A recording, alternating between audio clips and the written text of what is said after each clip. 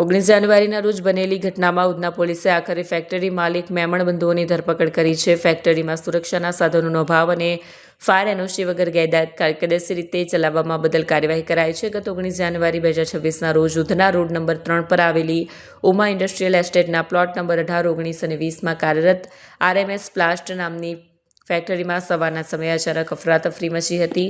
પ્લાસ્ટિકના દાણા બનાવતી આ ફેક્ટરીમાં રહેલું ક્રશર મશીન અચાનક ઓવરહીટિંગના કારણે ફાટ્યું હતું, જેના કારણે સમગ્ર પરિસરમાં ભીષણ આગ ફાટી નીકળી હતી. આ સમયે ફેક્ટરીમાં કામ કરી રહેલા 5 શ્રમિકો આગની જ્વાળાઓમાં લપેટાઈ ગયા હતા અને ગંભીર રીતે દાઝી ગયા હતા. તમામ ઇજાગ્રસ્તોને તાત્કાલિક નવી સિવિલ હોસ્પિટલ અને ત્યારબાદ વધુ સારવાર માટે ખાનગી હોસ્પિટલ ખસેડાયા હતા. કમનસીબે સારવાર દરમિયાન 5 પૈકી 4 શ્રમિકોએ દમ તોડી દીધો, જ્યારે એક શ્રમિક હજુ પણ જીવન મરણ વચ્ચે ઝોલા ખાઈ રહ્યો છે. શ્રમિકોના મોતના મામલે અને સુરક્ષાના નિયમોના ધજાગરા ઉડાડવા બદલ ઉધના પોલીસે ફેક્ટરીના માલિકો વિરુદ્ધ ગુનો નોંધી તેમની ધરપકડ કરી છે. આરોપીઓમાં મોહમ્મદ હુસૈન રફીકભાઈ મેમણ, મોહમ્મદ અબ્દુલ કાદિર રફીકભાઈ મેમણ સામેલ છે. આ બંને ભાઈઓ ભાટેના વિસ્તારની અમન સોસાયટીમાં રહે છે.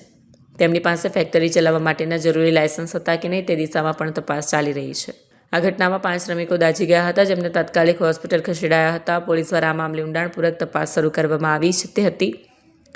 આ ગંભીર બેદરકારી બદલ આરોપીઓ વિરુદ્ધ ઉધના પોલીસ સ્ટેશનમાં ગુનો નોંધવામાં આવ્યો છે. અત્યાર સુધીમાં કુલ 2 વ્યક્તિની ધરપકડ કરવામાં આવી છે અને તપાસ હજુ ચાલુ છે. પોલીસ તપાસ બહાર આવ્યું છે કે આ ફેક્ટરી છેલ્લા 1.5 થી 2 વર્ષથી કાર્યરત હતી. હાલ વધુ તપાસ ચાલુ છે. RMS પ્લાસ્ટ નામના કારખાનામાં એક આગ અકસ્માત થયેલ, જેની અંદર 5 કામદારોનું બર્નિંગ થયેલું હતું, જેઓને તાત્કાલિક હોસ્પિટલાઇઝ કરવામાં આવેલા. પોલીસ દ્વારા ઊંડાણપૂર્વકની તપાસ ચાલુ કરાતા તપાસ દરમિયાન જે RMS પ્લાસ્ટના ઓનર છે એ લોકોએ ફાયરની NOC લીધા વગર તેમજ જે ફેક્ટરી રૂલ્સ છે એના પર જરૂરી જે લાયસન્સ લેવાના હોય એ લીધા વગર આ કારખાનું ચાલતું હતું, જેથી તપાસ દરમિયાન ગંભીર બેદરકારી જણાઈ આવતા આરોપીઓ વિરુદ્ધમાં ઉધના પોલીસ સ્ટેશનમાં ગુનો દાખલ કરવામાં આવેલો છે અને કુલ 2 આરોપીઓની ધરપકડ કરી આગળની તપાસ જારી છે. કેટલા વર્ષથી આ કારખાનું ધમધમી રહ્યું? આ કારખાનું પોલીસની તપાસ દરમિયાન જણાઈ આવેલું છે કે છેલ્લા 1.5-2 વર્ષથી કારખાનું ચાલુ હતું.